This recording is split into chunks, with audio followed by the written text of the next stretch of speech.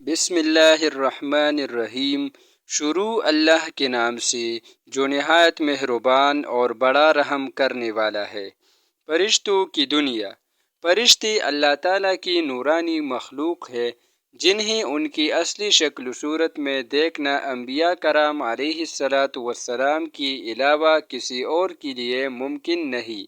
یہی وجہ ہے کہ ہمارے ارد گرد لاتعداد فرشتے اپنے کاموں میں مصروف ہیں، مگر ہمیں وہ دکھائی نہیں دیتے۔ اگر وہ انسانی شکل اختیار کر کے ہمارے سامنے آئے تو پھر انہیں دیکھنا ممکن ہے۔ انسان کی نسبت فرشتے عظیم مخلوق ہے، اور ان میں بھی چھوٹے ہیں اور بعض بڑے ہیں۔ فرشتوں کے پر۔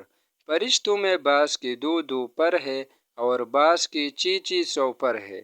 قرآن کریم میں ارشاد پاک ہے کہ اللہ تعالیٰ ہی کے لیے تمام تعریفیں ہے جو آسمان اور زمین کا پیدا کرنے والا ہے، اور دو تین چار پروں والے فرشتوں کا اپنا قاصد یعنی پیغمبر بنانے والا ہے۔ بعض روایات کے مطابق جبرائیل امین علیہ السلام کے 600 پر دیکھی گئی ہے، اور ہر پر نے آسمان کو گھیر رکھا تھا۔ ان کے پروں سے مختلف رنگ اور قیمتی موتی بکھر رہے تھے۔ فرشتوں کی قد و قامت۔ وہ فرشتے جنہوں نے عرش اٹھا رکھا ہے، ان کے قد و قامت کے بارے میں سیدنا انس رضی اللہ تعالیٰ عنہ سے مروی ہے کہ حضور نبی کریم صلی اللہ علیہ وآلہ وسلم نے ارشاد فرمایا، عرش کو اٹھانے والے فرشتوں میں سے ایک فرشتے کے بارے میں مجھے یہ بتانے کی اجازت دی گئی ہے جس کے پاؤں سب سے نچلے 7ویں زمین میں ہے اور اس کے کندھوں پر عرش ہے۔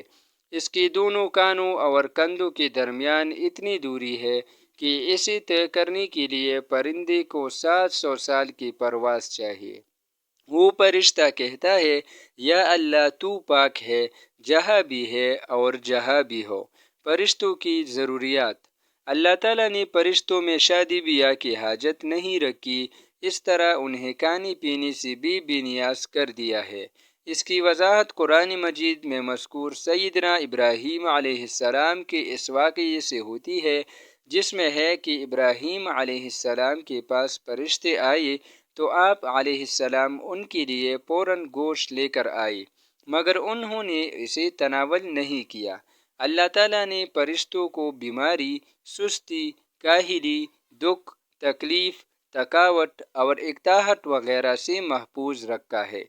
وہ دن رات فقط اللہ کی اطاعت میں اپنے کاموں میں مصروف رہتے ہیں۔ قرآن مجید میں بیان ہوا کہ آسمانوں اور زمین میں جو کچھ ہے اسی اللہ کا ہے، اور جتنے اس کے پاس فرشتے ہیں وہ اس کی عبادت سے نہ سرکشی کرتے ہیں اور نہ تھکتے ہیں۔ وہ دن رات اللہ کی تسبیح بیان کرتے ہیں اور ذرا سی بھی سستی نہیں کرتے۔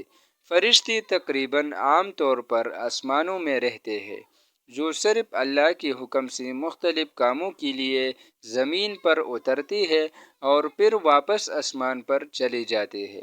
قرآن مجید میں ایک اور مقام پر خود فرشتوں کی یہ بات مذکور ہے، ہم تیرے رب کے حکم کے بغیر نہیں اترتے۔ فرشتوں کی تعداد۔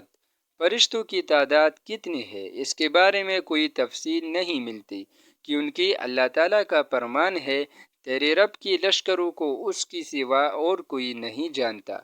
بعض احادیث سے معلوم ہوتا ہے کہ فرشتوں کی تعداد بہت زیادہ ہے، بلکہ اندازہ ہوتا ہے کہ انسانوں اور جنوں سے بھی ان کی تعداد زیادہ ہے۔ سیدنا ابو ذر رضی اللہ تعالیٰ عنہ سے مروی ہے کہ اللہ کے رسول صلی اللہ علیہ وآلہ وسلم نے فرمایا، آسمانوں میں کہیں 4 انگلیاں جگہ بھی ایسی نہیں جہاں کوئی نہ کوئی فرشتہ سجدہ ریز نہ ہو۔ سیدنا عبداللہ بن مسعود رضی اللہ تعالیٰ عنہ سے مروی ہے کہ اللہ کے رسول صلی اللہ علیہ وآلہ وسلم نے فرمایا، قیامت کے روز جہنم کو اس حال میں لایا جائے گا کہ اس کی 70 لگامیں ہوگی، اور ہر لگام کے ساتھ 70,000 فرشتے ہوگی جو اسے کھینچ کر لا رہی ہوگی۔ فرشتوں کی ایک اہم خاصیت۔ فرشتوں کی ایک اہم خاصیت یہ بھی ہے کہ وہ اللہ تعالیٰ کے حکم سے اپنی شکل و صورت کے علاوہ کوئی اور صورت بھی اختیار کر سکتی ہے۔ یہ صورت کسی ایسے انسان کی بھی ہو سکتی ہے جسے دیکھنے والے پہچان لے۔ انسانوں کے علاوہ کسی اور جاندار کی صورت اختیار کرنے کی فرشتوں کو طاقت ہے یا نہیں، اس کے بارے میں قرآن مجید اور سنت میں کوئی صراحت یا ذکر نہیں ملتا۔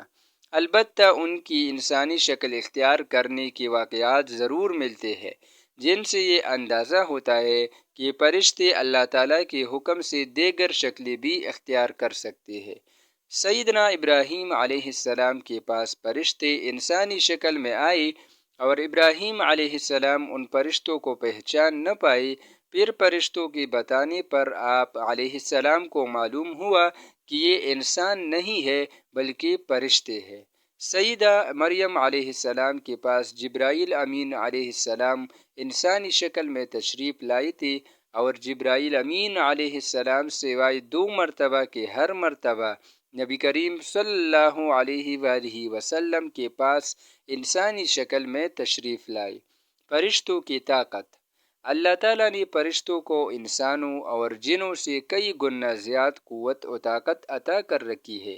حضور نبی کریم صلی اللہ علیہ وآلہ وسلم نے جب طائف کے مقام پر وہاں کے لوگوں کو اسلام کی دعوت پیش کی تو آپ صلی اللہ علیہ وآلہ وسلم پر وہاں کے لوگوں نے ظلم و جبر کی انتہا کر دی، اور حضور نبی کریم صلی اللہ علیہ وآلہ وسلم کو لہو لہان کر دیا۔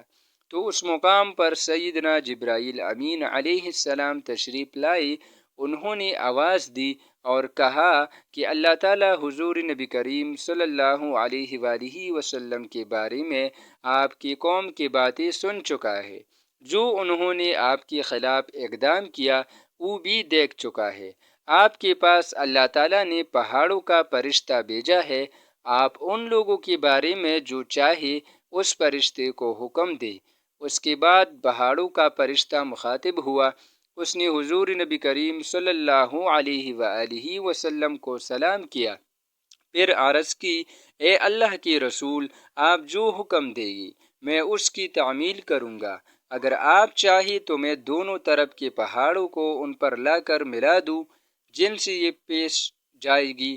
اسی طرح جبرائیل امین علیہ السلام کی قوت و طاقت کے بارے میں قرآن مجید میں ہے، انہیں حضور نبی کریم صلی اللہ علیہ وآلہ وسلم کو زبردست طاقت والے فرشتے نے سکھایا ہے جو زور آور ہے۔ فرشتوں کیا نظم و ضبط۔